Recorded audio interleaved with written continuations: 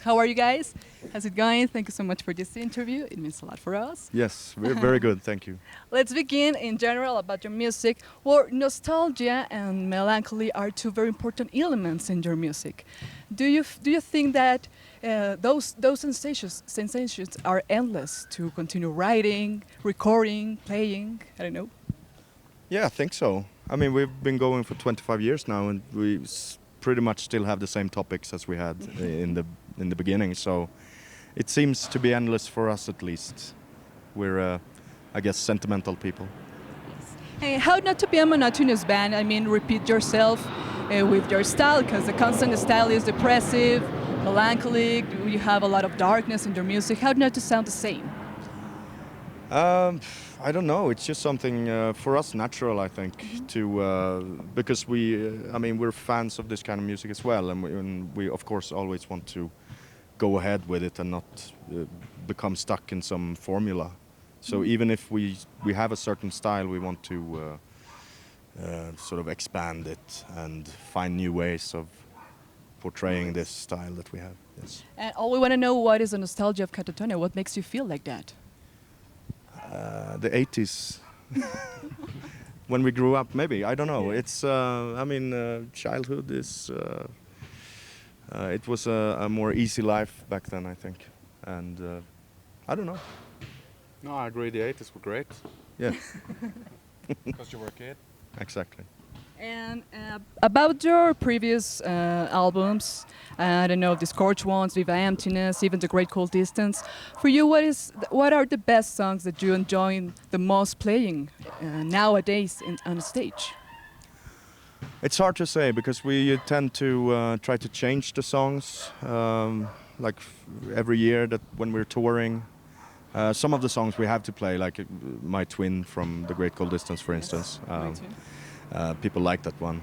But other than that, it's fun to sort of change things up, take in songs that we haven't played for a few years. So I think it becomes a favorite if you are hungry for it and not tired of playing it. So that's why we take away some of the favorite songs as well. And The Fall of Hearts and your live show here in Mexico were two most expected things by your Mexican audience. Do you feel sort of commitment and anxious to not to disappoint this expectation tonight? Yeah, of course, we always do. We are very demanding audience. I know. We've played here before, and it's always such a great hospitality. The people are very heartfelt, and of course we don't want to disappoint. But that is yet to be seen. And about the departure of the other members of the band, it represented a loss, but it represented maybe a challenge to throw it all over your shoulders, the whole responsibility of the band, maybe, and you said, "Oh, what can I do now?" I don't know. It's. I think everybody here is expecting a lot from this gig, and just. Especially for Daniel and Roger has not played in Mexico before, and we have told a lot, so they have high hopes. Well, I will be talking about that. Yeah. Well, with this departure of the other members, did you learn something totally new and different with that experience? I mean, it's always hard to lose members, especially if they've been in the band for a long time. Because you always grow some kind of bond. But I like to see it as taking it as a challenge. To bring in new people means new perspectives, new personalities, and you always have to sort of move forward. Otherwise, if someone leaves the band and you feel the band is done, then you should quit the band. But we didn't feel like that, so. And about the new guys of the band, how long did it take you adapt to the band, or are you still in the process to get really involved in the band? Yeah, I've felt kind of involved since I started playing with the guys. We have the same views, we have the same ideas about music, and also share the same kind of emotional input into the band. So I felt involved for a long time. Yeah. How long did it take you, learn all the songs of Katatonia, or the set list at least? Well, I can just remember and reflect how it was for me 2010 before the 90s New Day tour in Europe. It was lots of hard work and lots of struggle, but in the end, of course, it pays off when you're standing in the rehearsal room and play with the guys, and it's really easygoing people to play with and connect with as well, if you're the right person for the band as well, of course. But yeah, well, you just have to practice. And how is your contribution in the music of Katatonia? Well, we all have different personalities and add different colors, but we all seem to fit in the mix, I guess. Yeah. I don't know what else to say about that. Don't worry, don't worry. Well, for the next years, maybe what can we expect from you? Maybe new versions of your songs, like acoustic versions, like Sanctitude. I don't know, new collaborations. Right now, the immediate future is all about touring for this new album, and I think the touring cycle starts tonight, because this is the first gig that we do for this new album, not being a festival but a proper tour. So that's on the horizon for quite some time. After that, I don't know, maybe I don't think we will do another acoustic version. I think we'd rather do a new album right away instead, because the gap between Dead and Kings and this new album was a little bit too long. Okay. So for the next one, it's going to be shorter, I hope. Anders, we want to know, all we want to know, maybe this time around, the Fall of Hearts represented a very different style in your music. Do you think, with a new lineup, do you think that is maybe a new era, a new age of Katatonia? Oh, definitely. I think this lineup is the strongest we ever had, you know. I love all the lineups we had, but this is the strongest one, so I'm currently enjoying it very much, and I think we have a lot to accomplish in the future with this lineup. And yeah, I see a bright future still ahead of us, you know. We're still very motivated and passionate about our music, and as Jonas said, we can't wait to make another album, actually.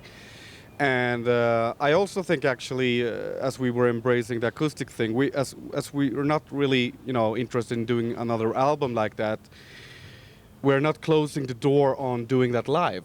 Yes. So it could still be done on, you know, on the stage, more of the acoustic stuff as well. So I think there's a lot of things to be done. Yes. Yeah.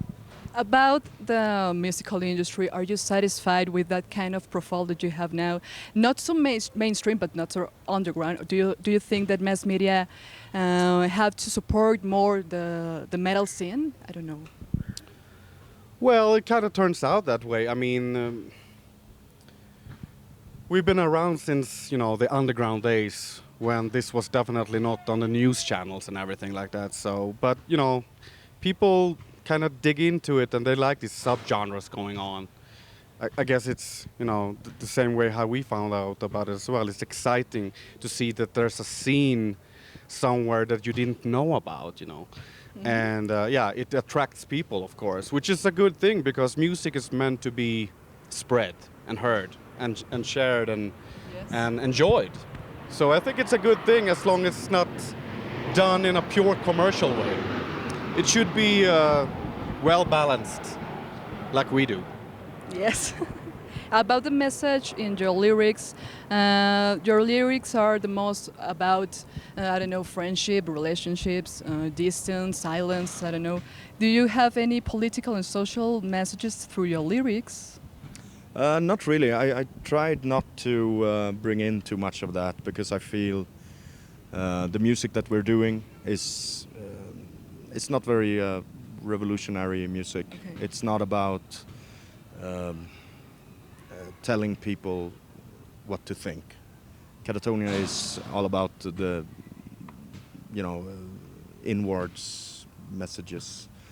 I mean, of course, everybody in the band has their own opinion about politics and all that, but when we do this, it's purely a musical, bit abstract message.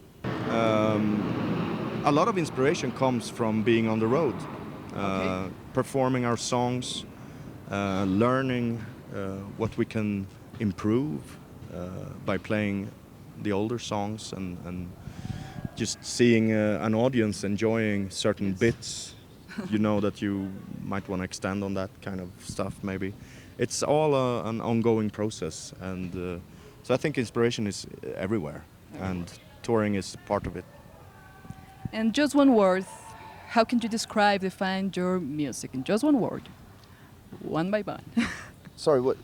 How? How can you define in just one word your music? Oh, just one word. That's hard. No, it's not. It's not. Darkness. Darkness. Darkness. Yeah. Darkness. Darkness. Oh yeah. Darkness. There we go. The choir sings. Anonymous. Favorite Mexican food? Have you tried the Mexican food? Not yet. We have. Looking forward to trying it as soon as possible. Can't wait.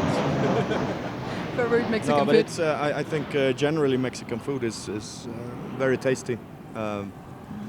I've tried it here before. These guys tried it in Sweden, I guess.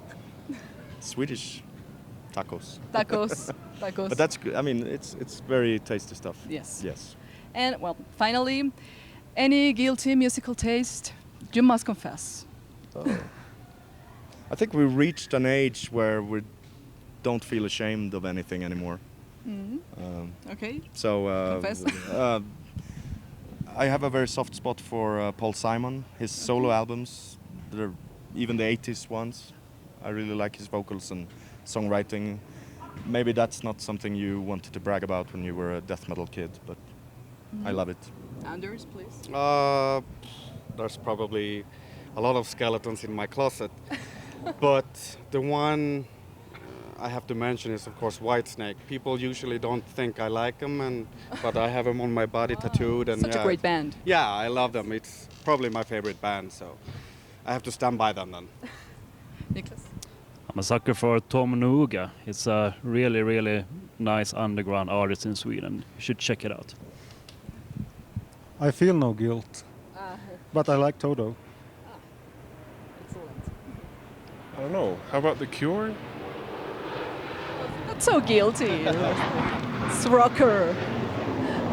Thank you so much, guys, for this Thank interview. you. Thank you very much. Katatonia, aquí lo tienen.